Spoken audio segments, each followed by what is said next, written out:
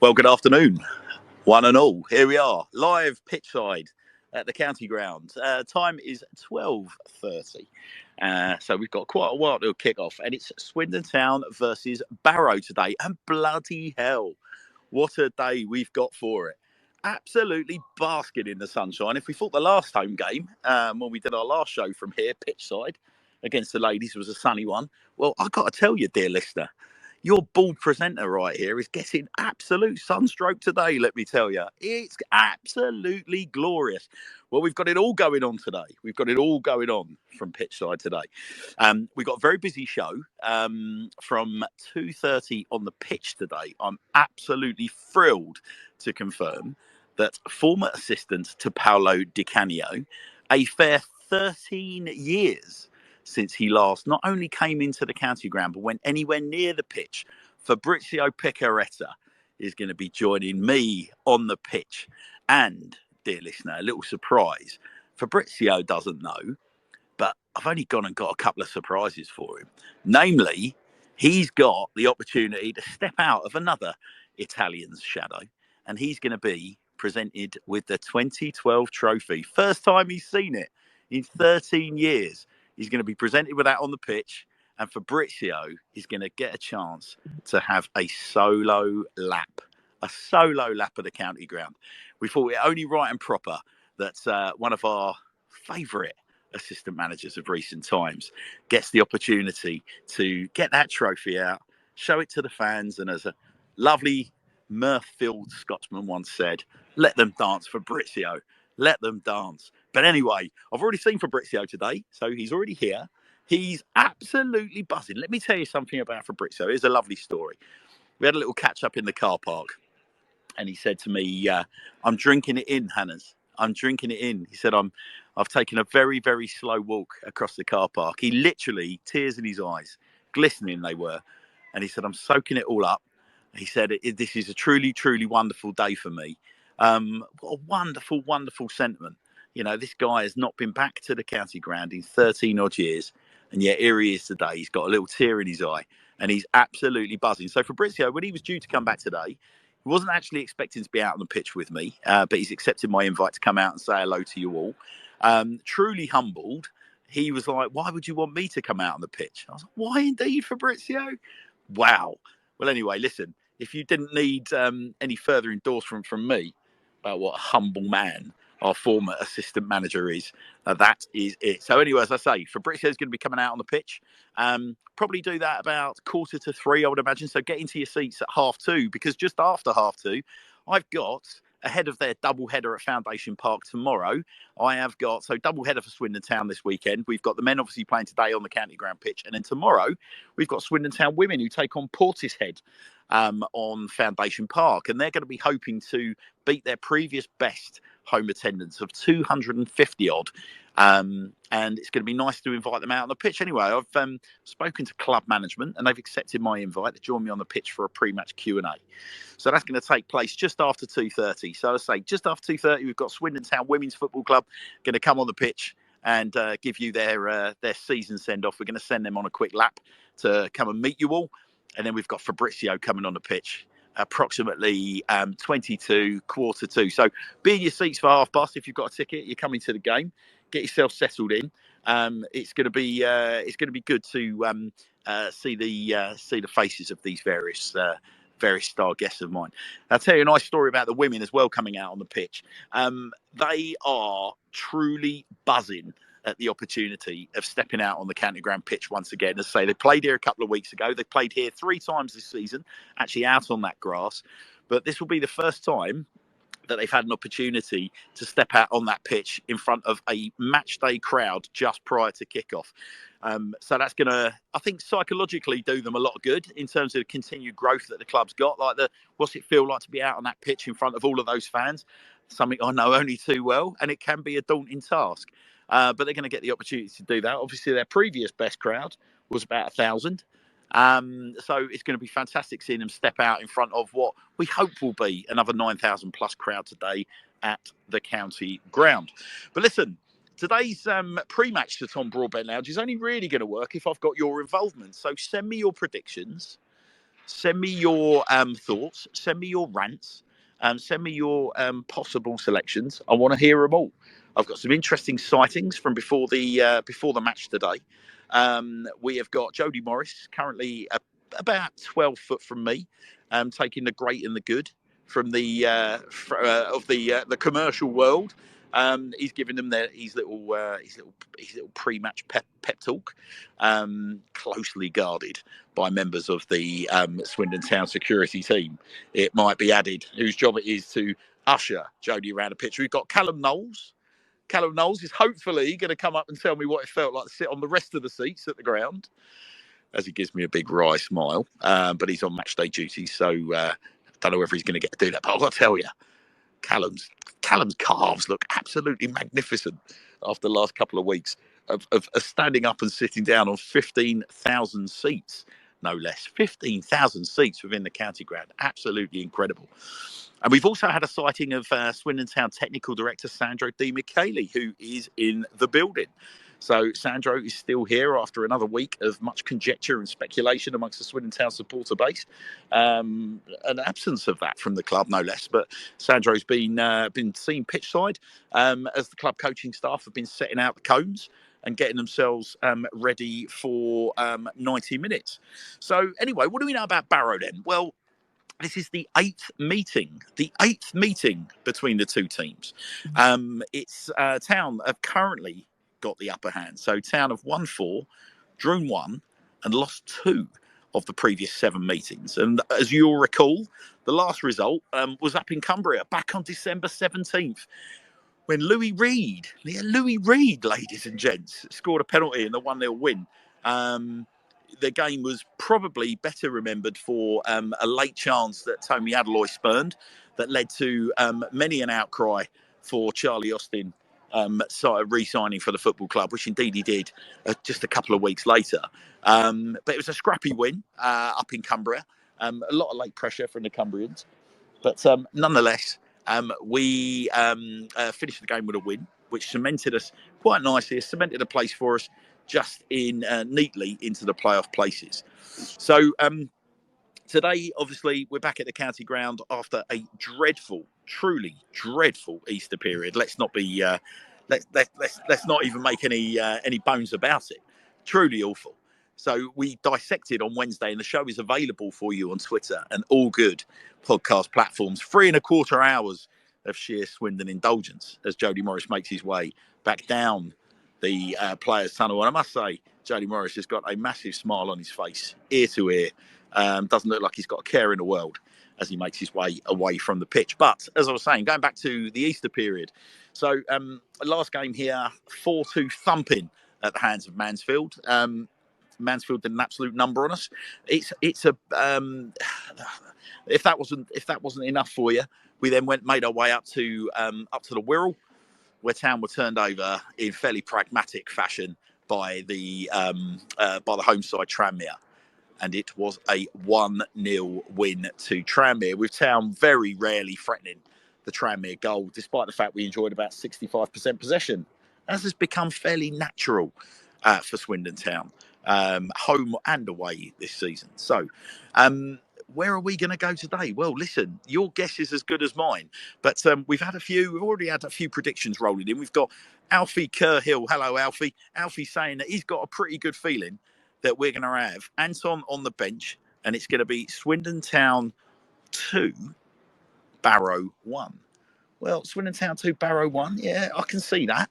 I think Barrow come here today absolutely having to win this game. It's an absolute must-win for Barrow. So they're nestled just outside the playoff places at the moment, but they've got to keep the pressure up on the teams above them as Jonah and Hoops make their way from pitch side. Big handshakes to the sponsors. Jonah, how are you? So, very busy day today for the Barrow fans. They've got to make their way down from Cumbria, so their day would have started super early. And they've got as I say, they come to the county ground with hopes on a victory. So they've got to come here all guns blazing. I think Town fans in these glorious conditions will want to put on a performance under the sunshine, under the sunshine, not the floodlights today, on this beautiful carpet of a pitch. And we've. I say we haven't got it all to play for. We've just got to really finish the season with a little bit of a skip in our step, I think, to restore a little bit of pluck amongst the town fans. So H the Duck's been on. Hello H, how are you, pal? H says today 1-0 Town, a shite house win, and Charlie scores. Well, listen, H. Let's see if I can tell you any other gossip that I've picked up from the ground so far. I can tell you that Charlie was here in full club tracksuit with wash bag tucked under his arm. So obviously, big talking point up at Tranmere was the fact that Charlie didn't play. And despite much speculation before the game and rumours of fallings out and whatnot, the line that came out of the football club, the line that came out of Jody Morris was that it was purely a case of 33-year-old, 3 games in 10 days, needing a rest. So he found himself delightfully benched. Sorry, not even delightfully benched. Delightfully sat at home in Berkshire. As I'm posing lightly here, because potentially, don't just stand at the bottom of the steps, boys. Come and get involved. You've got listeners here wanting to hear from you. You, Mr. Hooper, have got a podcast to promote, and you, Mr. Hawes, everyone loves to hear from you as they make their way up the white steps. How are we, Hoops? Okay, I'm good. How are you, pal? Yeah, very good, very good. So here we are. What are we playing for today, Hoops? What are we playing for today, would you say? Because I said we're kind of playing for pride. What are we playing for today, do you think? 3 points. 3 points. 3 points. Doggedly professional. Win the game, then win the next game. It's still not mathematically impossible, of course. Still not mathematically impossible. Yeah. Obviously, if the bottom 2 sides in the current playoff places win their games today, then that is mathematically impossible for the season. But truly, obviously, we're talking professional football here. It ain't over till the fat lady sings. Exactly that. Although I did say the same thing to my missus this morning, and she said to me, well, if the fat lady's not singing, she's certainly upstairs gargling the mouthwash. Yeah. I love the way you're straight facing it. Mate, love the podcast this week. Love the podcast. Saw Jakey out in the car park beforehand. Yeah. He said that as a shrinking violet in front of the cameras, you made him feel decidedly relaxed and happy. How does that make you feel? Oh, that's good. That's the whole point of it, really. It is, though, isn't it? Like the lads, we obviously have a relationship with the lads that means that they can talk freely, if you like, or they feel more comfortable. Yeah. Which makes it easier just to get straight into it. Like, we ain't got to, do all the fluffy work around it before we can do it. So. Well, it's a natural barrier. I mean, you're absolutely bang on, Hoops. This is one of the issues that any media, whether it's Mr. Hawes, who should be joining us shortly, or whether that's me, the issue is always, so for example, I'm sure he won't mind telling you, I've set up an interview with Mike Cook, new manager of Swindon Town Women, on Sunday. And it's fair to say that I'm a fairly relaxed personality. I've been around the club for many years. Most people tend to know who I am. But Mike, as a relatively new face to Swindon Town per se, had literally immediately put the guard up, as you would expect, because it's like, well, you're kind of media, aren't you? I don't know you. So that's not something that obviously you have to suffer from. So you're in that privileged position. It makes things easier because we did a little icebreaker with the 5-a-side, and then we just get into chat. Yep. And it's, How did Sol Bryn feel about the fact that he didn't pick him in goal? That's a disgraceful decision, by the way, of your boy Wakelin. Disgraceful. He's your boy. Well, look, I'm gonna turn the tables on you, Hoops, because you've been at the club a fair while now. Yeah. I want your 5-a-side team. Oh God. Oh, this is tough. See, now if I'll say it, and then when we go off, I'll be like, oh, I didn't say it. I don't care. It's all part of the fun. Okay. It's all part of the fun. You weren't prepared for this in true style. Right. I'm gonna go Sol in goal. Sol in goal. Are you going to explain your decisions? I'm doing this based purely on. Do you know what? He's not here, so we can talk about him. What a keeper, by the way. Oh, he's unbelievable. When you consider, so I think a lot of people this year have been quite unforgiving of the odd errors that he's made. But you're kind of forgetting goalkeeping terms. He's a baby. But in his personality as well carries him through, and it helps the other boys. Yeah. So that's mainly why I've chosen him is the personality stuff, because Stephen Bender was unbelievable. Uh-huh. Obviously, Lawrence Figgery was incredible. He's done unbelievable. Lawrence was your first keeper here, wasn't he? Yeah. And he's done incredible this. 22 clean sheets or something. Yeah. Mad for him. And Jojo, obviously, and Wardy is really, really good whenever he's played. So that's huge praise for Sol. When you think you've picked him over a goalkeeper that could have gone to the World Cup. Yeah. That's impressive. Yeah. It's just an all-round thing, and I think Sol will go on and have an unbelievable career. Yeah. He'll go back to Middlesbrough, and if he doesn't play there, he'll get moved to another championship. And he'll play in the championship, I see. Yeah. Right, defender, Frenchie. So you're just going for the one at the back? Yeah, one at the back, Frenchie. Big leader. Yeah, and just all-round top bloke. And when he's on form and he's on song, he's one of the best. Midfield, this is where it gets tough because there's so many.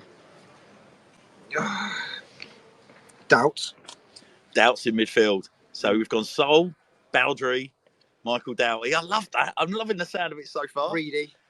Reedy in there alongside Doubts. So you're going to let Doubts be the creator. Reedy's going to sit. Yeah, Reedy's going to absolutely provide a bit of steel, munch people, and then hit diag. Yeah. This is real tough. Striker. Who's the striker? I know you're going to pick. Yeah, I know you've been nobbled by him already. Yeah, but how good was Doyle? I know.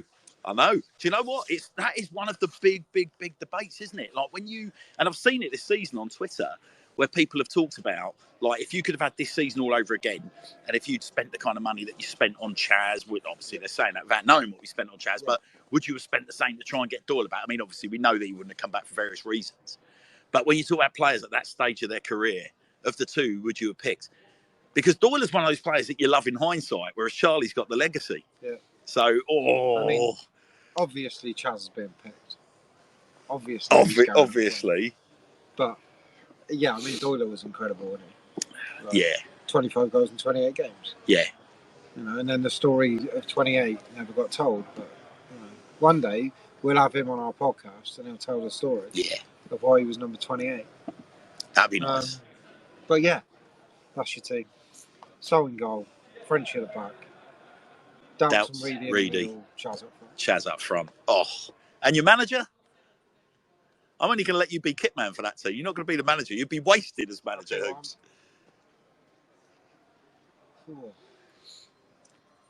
Just based on what he did while we were here, it's going to have to be Richie, just because we won the league. Richie, yeah, that's a fair one. No other reason other than he had a prolonged period of time and we had success. So tell me, just give us, I know we can't keep you all day because you've got loads of official duties on, but if there was an anecdote that you could share with our listeners in relation to Richie, what would you say? What would be, because I'll tell you, the reason I asked the question, Hoops, over the last, probably since Leyton Orient away, I think there's been the inevitable question, why is it Swindon Town fans live in the past and got to let go of these people? Richie's now a Leyton Orient man, whereas I'm a little bit more of your hopeless romantic, and I still think there's unfinished business here. But there's a reason why Richie's so very well regarded here, and it goes beyond just winning the league, isn't it? I mean, he did some wonderful things behind the scenes at the club, didn't he? And it was a personality thing, and he brought everyone together, and there was a real culture at the club where everyone was pulling together. I think that's massive in a successful group. And I think so we went on a pre-season tour in the south of Spain, and it wasn't you can go out this night, and this night, you need to be in by this night. It was, you're all adults, but if you enter training tomorrow, or you enter in any fit state to work tomorrow, then there'll be consequences. So you made your own decisions, which went a long way in creating the environment where people were making their own decisions. They felt involved in what they were doing. And I think he did a lot of the environmental stuff, the culture stuff, which then brought everyone together, which is why that group was so successful. Yes or no? Do you think you'll ever see him back here? No. Oh, see, look, like I said, I'm the hopeless romantic. At least give me some hope, Hoops. Give me some hopes. But no, listen, I think that we've got to be honest about this. off the back of what he's achieved at Leyton Orient, you would imagine his next step would be up, right? I don't think he goes anywhere else. Yeah. I think they can win the league today. Oh, they can get promoted today, can't they? Yeah. I think if results go right, they can get promoted. So if he gets promoted with Orient, which inevitably it will happen, whether it's today, next week, the week after, then why would he leave? Oh, no, he's There's not. no need. Yeah. Just, Oh, I'm talking further down the line, Hoops. I'm talking further down. I'm not talking next year. And or they're a really good club. Yeah. From all the times that we go there and all the people behind the scenes. Of course, former Swindon Town Chief Exec Mark Devlin is there. Yeah, and Martin Ling's there. Martin Ling, Rob Hunt, Jordan Lydon, Viggs. Yep. It's like Swindon Town, mini Swindon Mark 2, isn't it? Yeah, like they got a really good group. They're a really good club, and you know they could comfortably get to the Championship. For me, as a club, I think they're set up ready to, especially if they continue to back him and they continue to work how he needs to work. I think that's maybe what's not happened for him at the other clubs he's been at since. Is that he's not had that full support, or things haven't been done the way he needs them to be done to be successful. And I think at Orient they're giving him everything he needs, which therefore you get the best out of him. And I'm not surprised, because my previous experience, having been involved at the club on a business level under Mark Devlin, Mark always gave the impression that so many times he was very frustrated that even he didn't necessarily have all the tools because of the finances at the time. Yeah. But he was a very, very progressive, very, very much like Richie, a kind of a CEO that wanted to reach out to the fans and build bridges and have that sort of personality. So exciting times. But I've got a little surprise for you, Hoops. You may have seen my glorious assistant Ashley here bringing it up the stairs. But I'm going to get Ashley to present you with something we're going to present Fabrizio with. Well, I wasn't here. I was a fan. Oh, you were a fan? And here, Hoops, she's going to take a little picture and add it to the thread. I'll tell you what. That is the 2012 League Two Champions Trophy. It's so heavy. Resplendent in red and white. Yeah. The one that we got. That's the real deal, right? Because it's the Empire one. It's got the golden handles rather than the silver one. It's proper solid, isn't it? So Ashley's going to take a photo. She'll add this to the show thread for the enjoyment of the audience. But there you are. So yeah, you were a fan at the time. Do you have any memories, Hoops, of 2012? Because Fabrizio's back today. Loads. I've got him out on the pitch with me at just after 2:30. Well, in fact, after 2:30, I've got the ladies out there. So we're going to pose for a picture, hopefully, if you're not too busy with Fab. So he'll come out on the pitch about 2:45. Yeah. But he doesn't know that this trophy's here. He doesn't know that we're going to present him. We're going to send him because obviously he spent a lot of the time. You'll know what I'm talking about here. He was the number 2, but also not just the number 2, but Paolo's number 2. Yeah. Paolo cast a big shadow, Hoops, didn't he, as a supporter? Yeah. So as a fan, do you think it's going to be quite nice for Paolo to get that trophy all to himself and have that pitch all to himself? Yeah. Oh, for Fabrizio, not Paolo. For Paolo's already enough of that. For Fabrizio, do you think he's going to enjoy having a pitch all to himself? Yeah, of course he will. I think he will too. Memories from that year. I got one right at the end. What did we have? Bradford away, was it, on the last day? Yep. So we had that. No, Port Vale here, 5-0. Yeah, what happened? There was some kind of party on the pitch. Party on the pitch was huge. Yep. Was that not the day after Bradford? We had Port Vale, 5-0 thumping with Port Vale. Was party on the pitch the following week? I think it was the following week because the stage went up, didn't it? Lightning Seeds, Top Loader, a couple of local bands, and all the boys were out there doing keepy uppies. Yeah, long time ago, Hoops. And we had got promoted and we had won the league or whatever, and there had been a few beers consumed. And there was a big tent. And right. I ended up in the tent. I don't know how. I ended up in the tent, and there's a picture of me and Paolo, and there's a picture of me and Simon Ferry, and the picture of me and Simon Ferry, we're both holding beers, and we both look like we've been on it for 2 days. Even Paolo had a rare beer that day, There's a picture of me and Paolo stood in front of the Stratton Bank behind the tent. Remember Paolo with his leather gloves that day as well? Yeah. I could never quite work that out. Yeah, it's like, are you driving somewhere, sir? You're the chauffeur. It's all a bit surreal. but yeah, that's that. There was loads of good days that day. I'll tell you what. I'll tell you the day that sticks in the mind. Rushden and Diamonds away. Rushden and Diamonds, there's a club for you. Early doors in the season. It's like a Friday night we played on, and we lost. And we hadn't won in like 5 of the first game. That's right. Games, I don't think we'd won. Yep. And that night, 13 without a win that season after we thumped Crew here on a day like today. That night, the ref had an absolute stinker. Paolo was going mad. We had lost, and he was going off on the side of the touchline and ran on the pitch to shout at the ref and stuff. And then we showed some real fight that night, even though we lost. And from then on, we just took off. Yeah. But that night always sticks in my mind because to go from that, where we had lost away at Rushden, to then push on and go and win the league how we did. And let's put that into perspective. I'm sure it was Rushden. Was it Rushden Diamonds? It was Rushden. Rushden. I'm sure it was Rushden. Yeah, I'm sure it was Rushden. Yeah. Rushden and Diamonds. There's a club for you, Hoops. Do you know that beautiful stadium they had? Yeah. Max Griggs Stadium, all underwritten by Dr. Martin's money. Yeah. It's all been pulled down now. Is it? Doesn't exist anymore. It's been literally flattened. Isn't that sad? That's mad, isn't it? Tidy little club, Rushden, weren't they? But there is a warning to everyone, by the way. There is a warning to everyone about what happens when the money gets pulled out. And I'm not going to get you into that debate.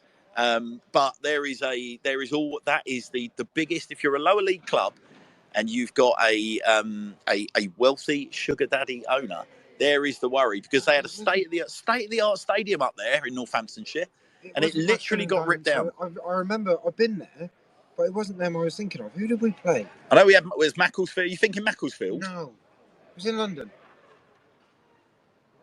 Oh, now you've got me. Oh, it's really annoyed me. Now you've got me. Yeah, I thought it was Rushden. Well, I'm sure. I was thinking it's not. Well, don't worry, because I need to find out. So 2011, 2012, wasn't it? Yes, yes, it was. Well, you keep looking, and while you do that, we've had quite a few Barrow fans jumping on. Quite a few Barrow. Well, you're very welcome, Bluebirds. You're very welcome, and we'll be giving you a wave from Pitchside later. Dagenham and Redbridge. Of course, it was easy mistake to make. Dagenham and Redbridge, Rushden and Diamonds. Yeah, I get that. Yeah. Right, here we go. So, we have got the Bluebirds themselves saying, hello, Bluebirds. Right, we are the Bluebirds. Barrow on tour are saying 2-1 Barrow today, Hoops. They're saying 2-1 Barrow today. Lewis, who's also a Bluebirds fan, has posted a picture of him, which looks like he's potentially up in the corporate box. He's got a big beer. Hello, Lewis. You're very welcome. Enjoy your beer, pal. Welcome to SM1. Don't get too comfortable. Be a tough game for both teams, says Lewis Haig. Both teams, he said, we want 3 points, really, as we really need it for the playoff push, but we'll see. Keegan, Swindon Town fan, has said, to be honest, with the way we're playing, I'm saying 4-0 Barrow by half-time. Yeah, thanks, Keegan. Yeah, that drags us down, yeah. Thanks, mate. I'm glad we don't all think like that. And he then follows up by saying, reckon we'll get stuffed, we're dire. To which point, all the Bluebirds fans are laughing and joking and joining in. Mitchell Singh has said, I think it'd be very, very, very boring game, and it'll be a Barrow 2-0 win. Oh, they're a bundle of joy here, aren't they, Hoops? We'll have a... Go on, mate. You go get stuck in. But if you haven't listened to this week's podcast yet, get on it, listen to it. It's on YouTube. It's on the club's YouTube, so it's easy to find. Get on it. All good platform podcast platforms with Jakey and Sparkling Form. Love it. See you out on the pitch in a bit, mate. So Mitchell Singh was saying we'll have more possession, but we'll do absolutely nothing with it. We conceded at least one set-piece header, or we will concede at least one set-piece header. I wouldn't be surprised if we concede in quick succession, but I will still be there. Alfie Kerhill says, I personally think we need to change tactics. We're playing as if we're a team in La Liga with all this tiki-taka stuff. I think we need to do something different and actually play as a League 2 club. We always have hope, though. Well, I don't know. Do we always have hope? Well, so there we are. We've got. We are hoping that we are going to be joined very shortly by Andrew Hawes. In fact, I'm going to take a little stroll up the stand now to go and say hello to Andrew, and get him chattering away while Ashley down here, bless her, guards the 2012 League 2 Winners' Trophy. So, the vibe, as always, around the county ground is very, very positive. Very upbeat.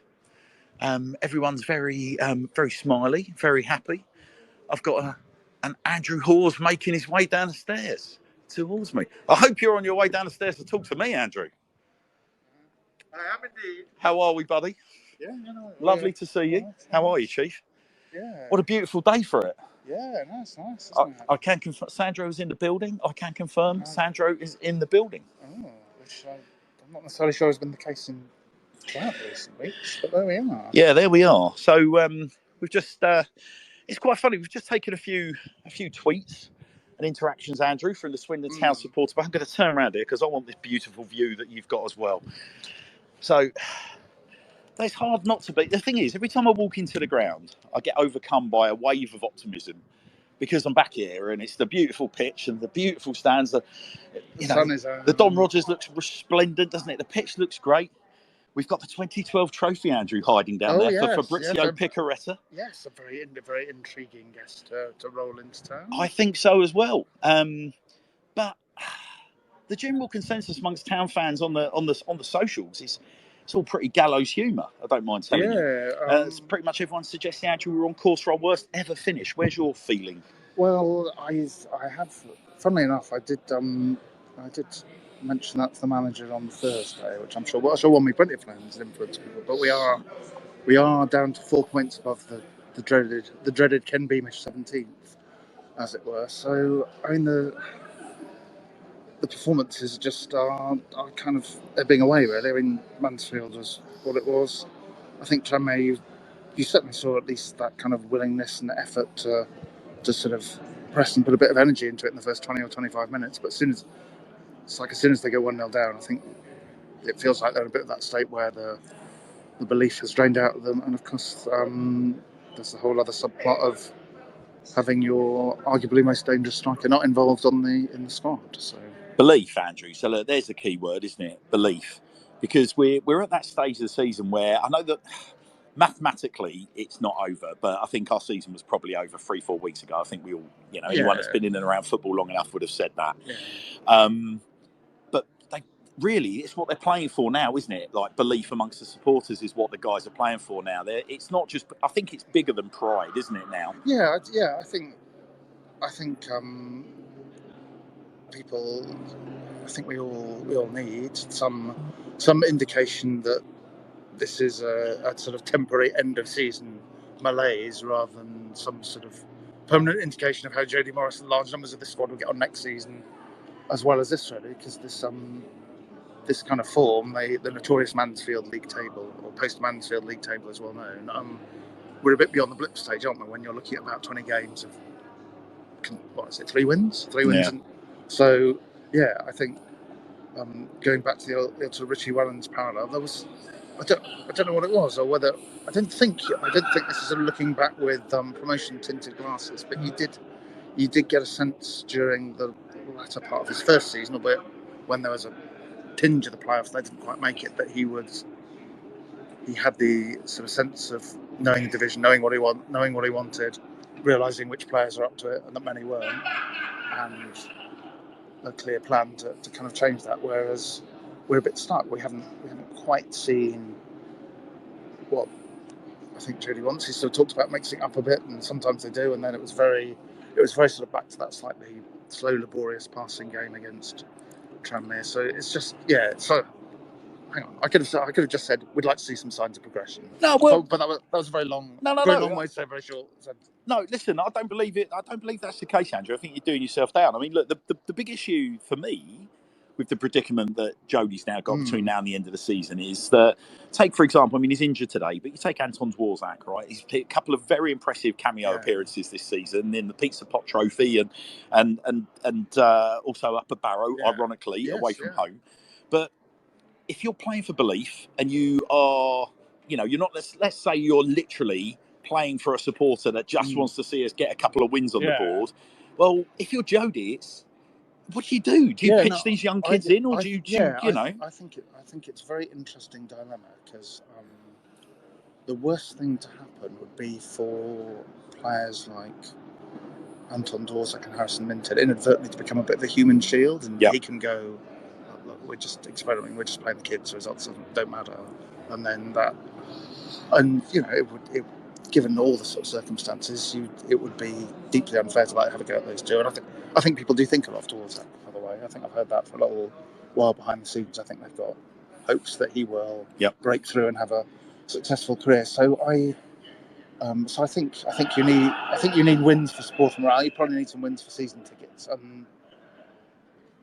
Maybe I'm being sort of too overprotective of young players, but if things haven't gone well for those last couple of games, do you want to throw them into what could be quite a toxic atmosphere, or do you just want to get a couple of wins first and then say, all right, last 2 or 3 games we can hopefully give him some time, give Harrison Minton some time, and things like that. But you normally, ideally, you want to sort of dip the young players in for a couple of games, take them out. But it's like, is it the right environment on the pitch or off the pitch to do that at the moment? And I sort of wonder, but at the same time, it's professional football. Sometimes if it's not going well, you're going to get booed, no matter how old or how young you are. Aye.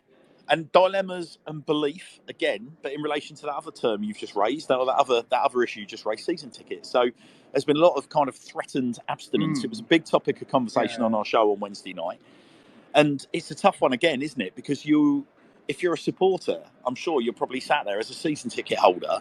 As one of our listeners, regular listeners, made a very, very good point. It's one of the rare opportunities in the season where fans have got to actually flex some power on the owners. Like once the season starts, then that's kind of it, isn't it? We're done and dusted. But we've still got that sort of window, albeit the early bird window is closing. But if you're sat at home as a season ticket holder, you've got a fascinating dilemma. I mean, I say this as someone I've renewed.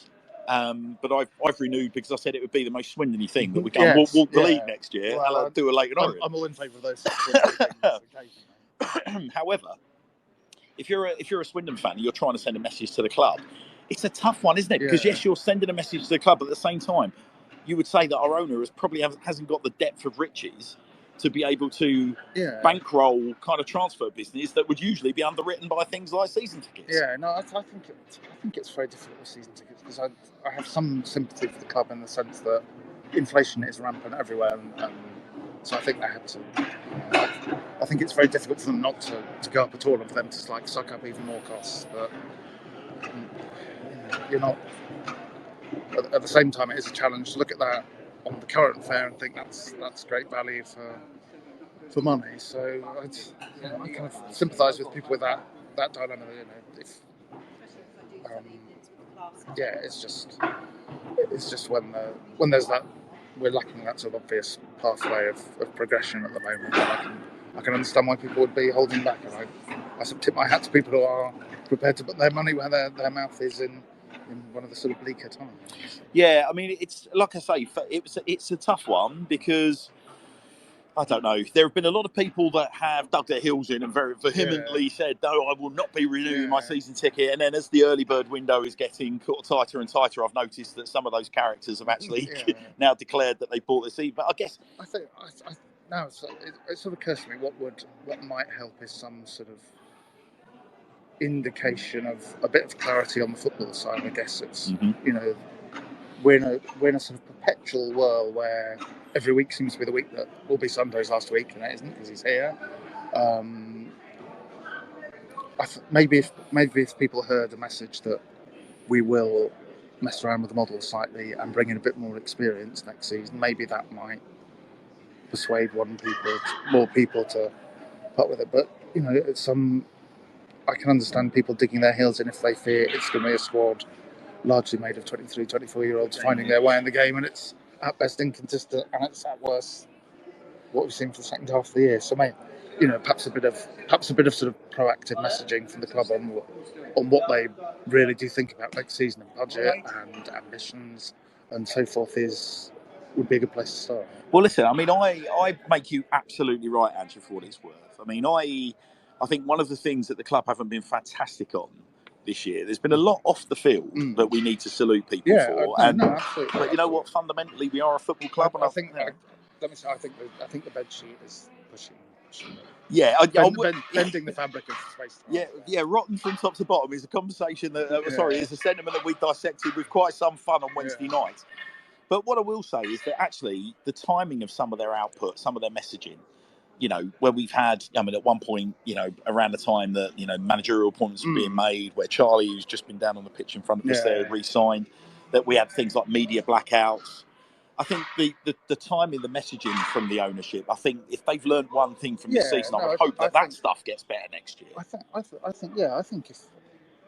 think if you sort of sat down and had some open conversations with Rob Angus one-on-one, I don't think they have any problem with making they've kind of made mistakes on certain things and the sort of comms department and other bits. So I think they know that they need to to work on that really, because what happens on the green stuff between 3 and 5 is also your best bit of comms, of course. Well, this is the thing, isn't it? And we said this on Wednesday night. No matter how good you are, off, away from the scenes, no matter how well you've done, owning your stadium, there is a large chunk of supporters that come here and pay their money every Saturday that do kind of sit back and say, well, entertain me. This is an entertainment business, like whether we like it or not. And I mean, do I come all the way from South East London every other Saturday to be just purely entertained? There's a bit more to my story than that, but there are some people that probably live 5-10 minutes from the ground that that have maybe topped up the numbers this year and have taken us from being. I mean, Andrew, you've commentated on this club long enough. You'll remember the days where it was kind of regular 6,500, 7,000 supporters in the ground. Or less occasionally. So clearly we've cashed in. There's going to be more season ticket holders. There's going to be more walk-up fans. But I always call those people like the floating voters. I no doubt that they support Swindon Town, but their willingness to be here every single week versus, I don't know, maybe taking themselves down the multiplex and watching something on the at the cinema, taking themselves out for a meal, and particularly off the back of some of the austerity that's causing issues for people. I'd say the support numbers felt fantastic. Well, given what's on the pitch. But it's got to be. That's the thing. That's got to get better out there, hasn't it? It has to get better. I think, and again, sort of going back to the Rottens top to bottom, that's quite an achievement to manage to win the Community Club of the Year award and what was it, for League Two, I think, wasn't it? So but also, do you know what, Andrew? I made this point on Wednesday, and I'm going to make it again because I really, really passionately believe in this. You'll know because you're very supportive of our show, Andrew. You come here, you join in with us on a Saturday where you can, you jump on a Wednesday night from where you can, and you know that what we do in relation to whether I'm talking to you now, this isn't scripted. Every time, a Rob Angus or a Steve Hooper or someone from within the club comes and pitches down with me on a Saturday, totally unscripted. If the club's rotten from top to bottom, those people aren't going to just walk up and sit next to me and just start, because then they don't know what I'm going to ask. You never know what I'm going to ask, Andrew. And as a BBC employee, I could throw you under the bus by asking you some very, very difficult questions, because there's conversations you and I can have today that could result in both of us being barred from the ground. I mean, because that's the nature of media, right? We live in hope of not being. But if you get my meaning, there's take Rob Angus as a personality, as CEO. I suppose I think in summary, I'd say that some of the frustrations with on pitch masked some of the progress off pitch, and the reverse was probably the case in the Richie Wellens season. The success on the pitch masked off the pitch. Yep. To put it mildly, I think on reflection. Yeah, well, I think you're absolutely right, and isn't that the thing? Unfortunately, with football, that whether we like to admit it, football is a results business, and if we're not getting results, then football fans can be. Exactly, and but the other side of that is the club. The club needs that passion. It needs people to kind of care about it and love it, and be frustrated when they're not winning. Otherwise, it's they don't turn up. So they need that investment. So they have emotional investment. So at the same time, they have to take a bit of flack when people are upset. I think, at least they're upset. If they're upset, they still care. If they just shrug their shoulders and think, we lost, what's on in the cinema, or is that deck going to be any good tonight? And that's when you've got even bigger problems. Well, as a cynic, I'm glad we've got no fans in the ground at the moment, because right on cue, Rob Angus walks out pitch side and gives us both a big thumbs up. So clearly, as he just dispatches his Sir Tom Broadbent Lounge script into the back pocket, Andrew, and thanks us for our time and propaganda duly delivered to the audience. I'm trying to be as... Rob's looking good today, by the way. I'll tell you what, there's been some talk this week about the new James Bond. What would you say? He's got a bit of a strut on today. He has, hasn't he? I wonder what that means. Yeah. There we are. We can stir the pot. But no, I think if you get them to put their hands on the hearts, they've had this season. It's been a bit of a fiasco. No, not fiasco, but they've managed to spend more and get less, which is quite an achievement. I think, and yeah, quite frankly, whatever the strategy, whatever the plan was, it's not worked. Yeah.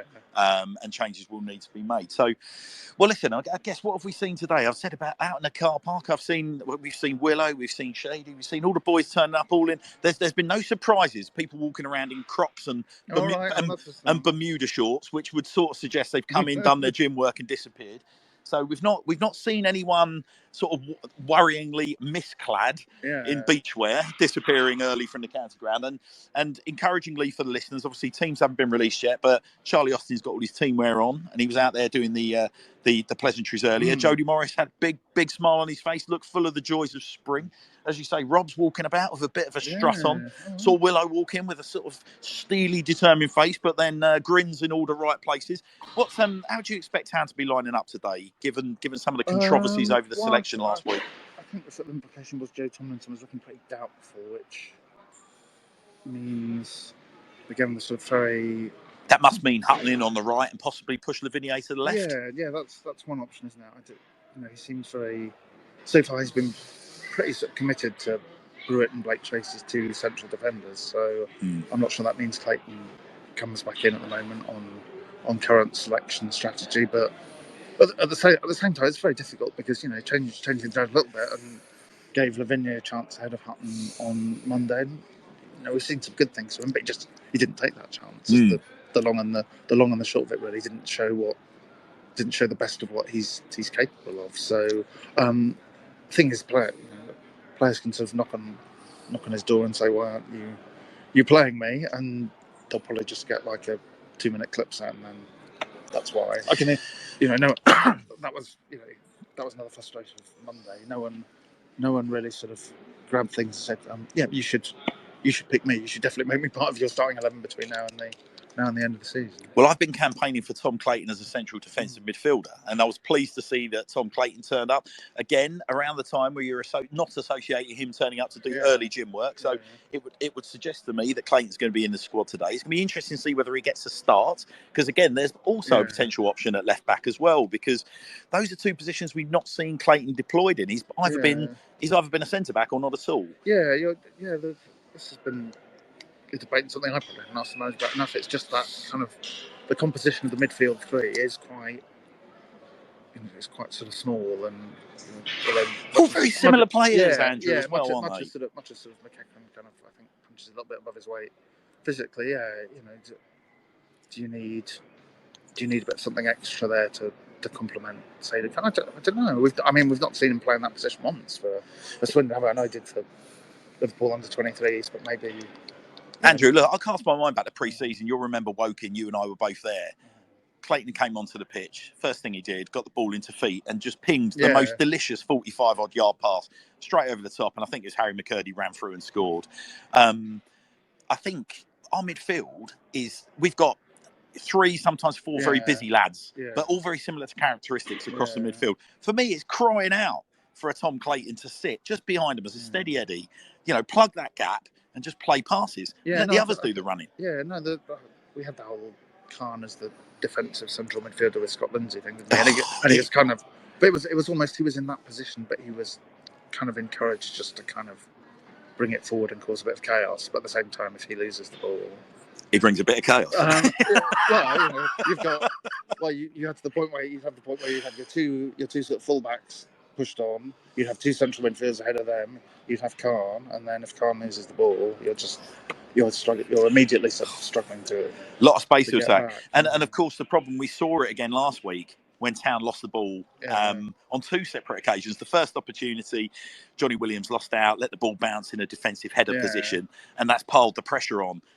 Literally 60 seconds later, similar story, but on the edge of our 18-yard box, Tom Brewitt failing to get a defensive header, failing to clear his lines, Tranmere in, bang, goal. Very, very little coverage, and then they sat in, didn't they? They put men behind the ball. They saw the game out. Yeah, they were just like, what we have, we hold. Do you want to pass it around in front of us? That's fine. We'll sit here and can you pass it? Can you pass it through us? Can you get it over the top of us? Can you get it behind us? And didn't do enough of that. So. Right. Well, let's guess. So we've pretty much sorted out what we think will happen in and around the defensive areas. Midfield, it's got to be McEachran's got to be in there again. Jody was talking this week again, looking like that. It's almost like it would be very surprised if we don't see George McEachran in a Town shirt next year. Well, like I said, the club has it's the club option. So if the club wants to extend his, or there's a thing in place to give him a deal for another year if the club wants to do it, so they just have to sort of hit the button. So he's Jody's man. He'll be in there, sure. Yeah. I'd be very surprised if he wasn't. So. Now, are we playing Willow today? Not a great game last season, but scored over the Easter break. Obviously scored a beaut off the back of a George McEachran's pass, by the way. Against Mansfield, a beaut. The lone ray of light. Yeah, indeed. But would you be slotting Willow into the midfield, or would you be having him further up today? I think he was one of the few people likely to cause a bit of chaos against Tranmere, so I'd kind of keep him. I'd keep him in. I think there's bits of, sort of promise in the front three, and Hepburn, Murphy, and Austin, and Wakeling. So no, I think you want him. There's splinters in your backside here. There's splinters in your backside, sir. So where are you going to go? Yeah. So we got Austin, we got Hepburn, Murphy. We said this on Wednesday night. I probably picked about 13 players, haven't I? Maybe that's the way around. But we've got an embarrassment of attacking riches. This is the thing at the moment. But it's a little bit square pegs in round holes, or vice versa. Jake Wakeling, he's been nominated for one of the EFL Young Player of the Year awards. He's going to be up in London, black tie event next week to hopefully pick up the big gong. I mean, he's had a cracking season. He's gone off because he hasn't scored as many as I think we hoped he would at the start of the season. He's sort of gone off most people's radars, but his stats are incredible for a young kid. Do you give him a start today? Do you stick with Hepburn Murphy? Where are you going to go with this? I think you've got to stick with Hepburn Murphy as he's my threat. I'm not necessarily sure it does Wakeling any harm to come off the bench, but I do sometimes wonder if players who haven't really had a full season, it kind of whether their first season, whether they do naturally run out of steam. But I'm not saying kind of sort of physical fitness wise, but I do wonder whether the sort of whole mental thing of all that, suddenly you're thrown into that under 23 stuff, and the reality of it is more intense. You win or you lose. It does that much more. So that's just a bit of a kind of pet theory of mine. It's just a bit sort of there's a bit of a sort of mental kind of drain that. So I might say to him, and think maybe you bring him on after an hour if it's not working, and you use all that energy at slightly more tired. Well, and he's been out there with the sponsors. The closing gambit for you, Andrew. He's been out there with the sponsors today. He's been on the touchline. Sometimes I was looking at him, joyous looking smiles on his face. But Charles is a very, very experienced pro these days. Knows when to smile at all the right times. Would you be playing Charlie today? You've got to bring him back in, surely. He's a talisman. Yeah, no, I would. You need. You're not creating that much, so when you're not doing that, just like at least have the guy who might do something with the scraps you're offering. So I know I'd start in midfield very, very relaxed about that. Charlie in then. Charlie in. All right then, Andrew. Prediction. Finish off with your prediction. I normally try and be optimistic, but you're not feeling it today, are you? You're not feeling it today. I have a bit of a weird soft spot for Barrow, and I think they're actually quite a good team, and no one else does. Well, Pete Wild's done an incredible job up there, hasn't he? He's been touted for the Blackpool job this week. I would say he did quite well. He did reasonably well at Oldham when that place was a bin fire. Went to Halifax and got them punching above their weight by being in the National League playoffs. Now it's got Barrow hanging around the playoffs for. To try and get into League One, where they haven't been since I think 1970, something like that. Mm-hmm. So no, I think he deserves a bit of credit. Barrow deserves a bit more respect than I think they usually get, because they're called Barrow and they're far away and they've not been in the league for a long time. So let's say. And you never want to upset a town that houses submarines, especially nuclear submarines. So let's say we'll scrag a draw, but even that's a bit based on irrational hope in the fact it's a nice day. Scrag a draw, right? Brilliant, Andrew. As always, thank you ever so much, pal. We're going to deal with the tail end of this show. I'm going to see if I can scrag a few more listener involvements. So there you are, the voice of BBC Radio Wiltshire's Andrew Hawes. Andrew, who's in the commentary box today? Forgot to ask you. Well, believe it or not, having seen Mansfield, Paul Bowden is back. We've got Zippy Bowden. Well, there's going to be someone to keep an eye out for, because, of course, Paul Bowden, part of the coaching squad, somewhat controversially, under Paolo Di Canio for a period of that season. And obviously we've got none other than Fabrizio Piccareta joining me out on the pitch today at around 2:40, where he is, and I'm whispering because it's a surprise. I don't know why I'm whispering. He's probably in the boardroom supping champagne, but going to be presenting Fabrizio with the League Two Champions Trophy from 2012. It's his first time back in the county ground, just over a year. And obviously, our other favourite Italian from that year cast a very, very large shadow. So we're going to be giving Fabrizio the opportunity to go out and enjoy the stage all by himself and take your acclaim. The trophy needs a good polish, but I don't think he's going to hold it against us.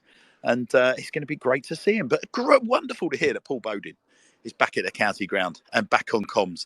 Obviously, 1993 hero scoring the winning penalty in the 4-3 win over Leicester all those years ago. Obviously, celebrating the anniversary of that this year, the 30th anniversary. Can you believe it? Making me feel really old. But anyway, listen, let's just try and pick up with last few bits of contributions from your end. So bear with me while I just try and pull those up. We have got Derek. Hello, Derek. Derek's tweeted to say, I believe we will see the seeds of recovery today, and I predict a 2-2 draw. Well, let's hope you might be right there, Derek. Let's hope you might be right there. And I've got Simon's also tweeted. Simon rather cheekily says, see if you can get an exclusive with Sandro to help calm the meltdown of the fans, Hannah's, and then a big laughy face. Yes, Simon, I think your laughy emoji speaks volumes for the rather tongue-in-cheek, sarcastic tone of which I can see dripping from your tweet. Got a few more rolling in. Let's see if I can get as many of these involved as I can. So Old Axe says, Legend Edie is the reason we have the stadium, not the club. I'm sick of this club. Have been going 30 years. Not again. Phil Unattached has said on brilliant Low Stranger pod, this ownership is arrogant towards the support and takes us for granted. Was sad to see the banner at the ground, but I agree, unfortunately. Well, that's very, very sad. Mariners Match Day, there he is, wearing one of our new Sir Tom Broadbent Lounge hoodies. Well, you've just won yourself a Dan Designs print Mariners Match Day, as promised. Your hoodie looks absolutely splendid. There you are, posing with Sir Tom, pitch side up there against Warrington today. So congratulations again to South Shields and Tom Broadbent, Mariners Match Day, and all the South Shields fans. Lovely to see Tom on the show with us, or hear Tom on the show with us on Wednesday night, bringing his own little ray of sunshine. So if you haven't listened to that show, there's 3.25 glorious hours of it to go back and enjoy. You can listen in situ on Twitter, or you can go to all good podcast platforms to listen back to that. Mitchell Singh, bless you. Mitchell's also tweeted a beautiful picture. Glad to be reunited with the 2012 trophy again. P.S. Trilbies were a thing back then. There you are, Mitchell. Tattoos and trilbies on show. But yeah, lovely to see Mitchell posing with the 2012 trophy, which is in my hand as I speak, in my hand. And we're going to be springing that on Fabrizio. He has no idea. I saw Fabrizio pre-match, but he literally has no idea that trophy is going to get in his handed over to him, and he's going to be given the opportunity to go and do a lap of honour. So Fabrizio's such a humble guy. I'm really, really hoping we have a strong turnout at the county ground for him today. Appreciate that everyone's a little down in the dumps, but we all need to be aware of our history. We don't know the future if you don't know your past, as the phrase goes. And Fabrizio's a big part of our past, more glorious days. And I don't think, as I look around the stadium today, it's changed an awful lot from when Fabrizio was here. I think we all can say that. Now, the interesting thing is, I think for Fabrizio, he said to me out in the car park, he said, Hannah's, I'm drinking this in. He said, I'm taking my time to breathe in all this atmosphere. He said he's finding it very emotional being back. So I think you're going to see a few happy tears on Fabrizio's face today. And I think that's just with him coming out and meeting me and doing a Q&A. But to get the opportunity to come out, meet me, do a Q&A, then be handed with the silverware and sent on his way around the pitch, well, that's really going to be something, not just for Fabrizio, but for us all. But listen, it's 1:30. I think that's enough for me. I've got a few duties to attend to pre-match before I get myself ready to go out there and annoy you all pre-match with the mic, which I'm very much looking forward to do. I'm going to go out now and inspect Jay's playlist and make sure it's as per my liking. And if it's not, he's going to know all about it. So it'll be drum and bass all the way. But listen, travel safe if you're on your way to the county ground today. As I say, try and get into your seats for 2:30. We've got Swindon Town women joining us just after 2:30. They're going to be taking in a lap, saying hello to you all and seeing off their season. They've got their final game of the season, home game of the season tomorrow at Foundation Park. I believe tickets are around £5 for adults, free if I believe you're an under 10, and literally buttons for a junior. So get yourselves down to Foundation Park tomorrow. But crucially, come to the county ground today and come and see the girls. Give them a wave. Give them a big round of applause. They are your Swindon Town Women's Football Club. Let's just make sure that they're aware of that and that they feel your love as well, because you will never find a squad of ladies more proud to wear your red and white and your badge. And wait until you hear what they've got to say pre-match about just how much it means to them, because I'm going to be asking them that square. They've already told me off air over a Wetherspoons breakfast or two a few weeks back. So get yourselves down the ground and enjoy seeing them. And then, as I say, at around 1:45, maybe 10:45, Fabrizio's going to join me on the pitch for all the fun and games. So let's try and make Fabrizio cry, but I mean that in a nice way. And certainly I will be asking Fabrizio to let them dance. So the music will be playing. Feel free to join in. Anyway, I'm Hannah's. This is the Tom Broadbent Lounge, pitch side at the county ground. It's 1:30. We're going to be handing over to BBC Radio Wiltshire to continue your match day coverage in approximately 29 minutes now. So go get yourselves your cup of tea, your beer, whatever you're doing if you're listening from home. If you're contemplating getting off your ass and coming down the county ground, the sun is out. It's absolutely glorious, which means sure as eggs is eggs, the April showers are going to gather in it. We'll be absolutely shoveling it down cats and dogs by kickoff. But the pitch looks gorgeous. The stadium looks wonderful. Spirits are high. Oh, what do I say? Prediction? I'm going to go with a cheeky 2-0 Swindon Town. Oh, enough talking from me. Enjoy your afternoon, everybody. For those of you that tuned in, thanks for tuning in. And catch you again on Wednesday night. Hopefully catch a few of you in the ground between now and the final whistle. Take good care.